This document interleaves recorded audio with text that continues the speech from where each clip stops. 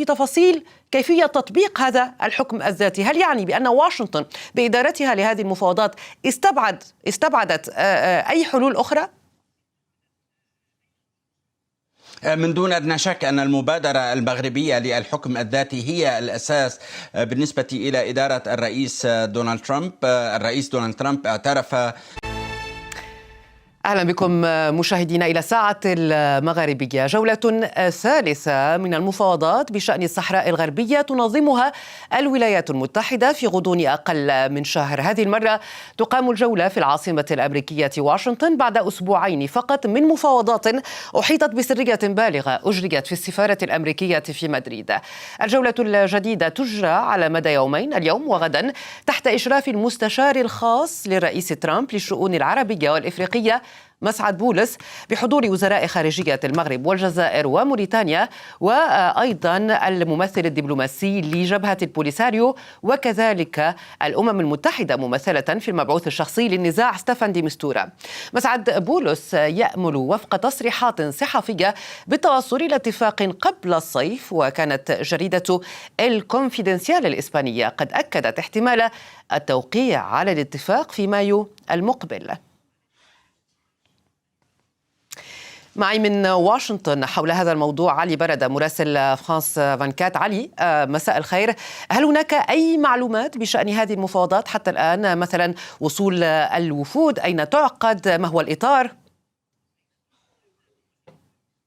يعني لا يزال الغموض يقتنف هذه المفاوضات التي قررت إدارة الرئيس دونالد ترامب إجرائها بطريقة سرية ومغلقة للحفاظ على طبيعة هذه المفاوضات. ولكن من دون أدنى شك هذه المفاوضات تبدأ أو بدأت بالفعل اليوم وتستمر غد، ويأمل المسؤولون الأمريكيون المشاركون في قيادة هذه المحادثات بما في ذلك مسعد بولس مستشار الرئيس دونالد ترامب للشؤون العربية والأفريقية، وكذلك المندوب الأمريكي الدائم لدى الأمم المتحدة مايك وولتس، لوضع ما يمكن أن يرقى إلى خريطة طريق نهائية للتسوية السلمية في الصحراء الغربية، دائما بحسب خطة الحكم الذاتي المغربية.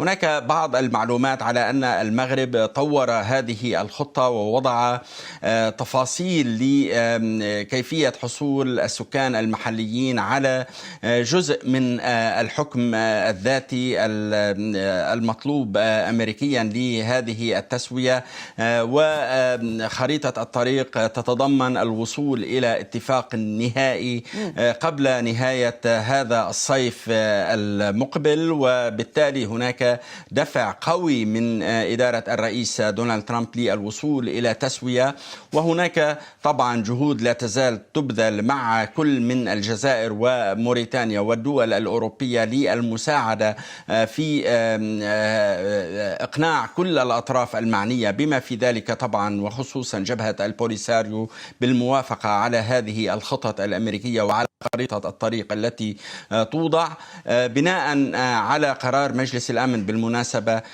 رقم 2797،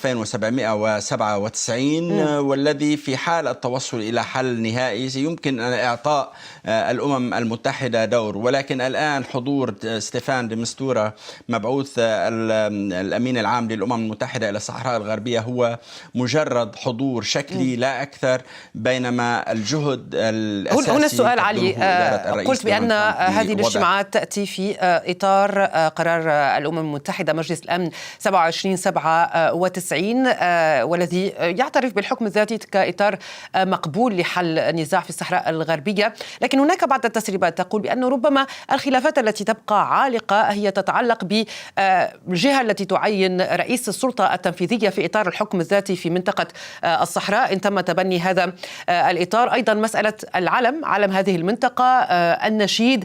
يعني يبدو أننا نتحدث في تفاصيل كيفية تطبيق هذا الحكم الذاتي. هل يعني بأن واشنطن بإدارتها لهذه المفاوضات استبعدت أي حلول أخرى؟ من دون أدنى شك أن المبادرة المغربية للحكم الذاتي هي الأساس بالنسبة إلى إدارة الرئيس دونالد ترامب. الرئيس دونالد ترامب اعترف في ولايته الأولى بالصحراء الغربية كجزء لا يتجزأ من المملكة المغربية، وهو دفع أيضا بجهود أمريكية خاصة لإصدار هذا القرار في مجلس الأمن، القرار 2797، قرار بالغ الأهمية لأنه هو أول قرار أممي يوافق على خطة المغرب للحكم الذاتي، على رغم طبعا اعتراضات ورفض الجزائر لهذه الخطة، ولإعطاء دور أكبر للبوليساريو في والسكان الصحراويين في تقرير مصيرهم. لكن الإدارة الأمريكية بقيادة الرئيس دونالد ترامب تجاوزت هذه المسألة، وهناك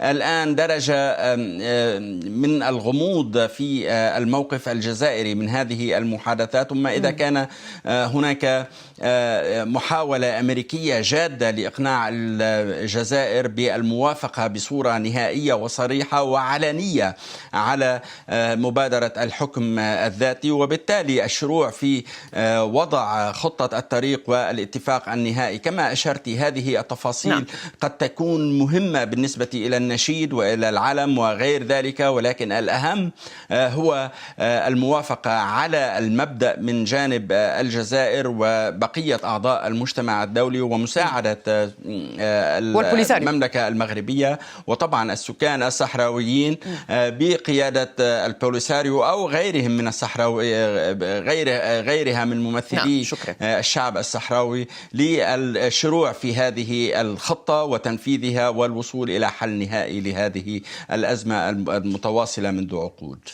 أشكرك على هذه التفاصيل علي برادة، مراسل فرانس 24 من واشنطن.